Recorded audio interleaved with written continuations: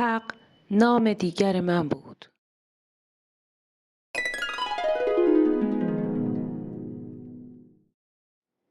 پیش از آنکه انسان پا بر زمین بگذارد، خدا تکه‌ای خورشید و پاره‌ای ابر به او داد و فرمود: ای انسان، زندگی کن و بدان که در آزمون زندگی این ابر و این خورشید فراوان به کارت می‌آید.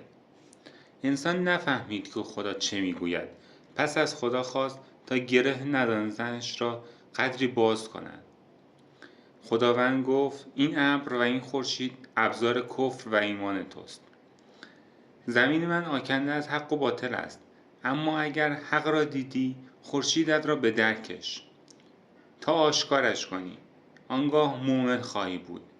اما اگر حق را بپوشانی، نامت در زمره کافران خواهد آمد.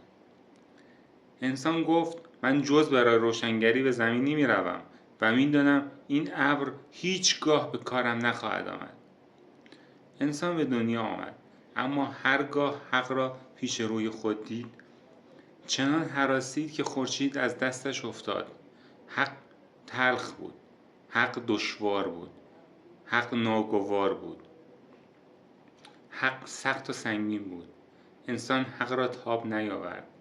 پس هر بار که با حقی رویارو شد، آن را پوشاند تا زیستنش را آسان کنند. فرشته‌ها می‌گریستند و می‌گفتند: حق را نپوشان، حق را نپوشان، این کفر است. اما انسان هزاران سال بود که صدای هیچ فرشته‌ای را نمی‌شنید. انسان کفران کرد، کفر ورزید و جهان را ابرهای کفر او پوشاند. انسان به نزد خدا باز خواهد گشت، اما روز واپسین او یوم الحسرت نام دارد و خدا خواهد گفت: قسم به زمان که زیان کردی، حق نام دیگر من بود.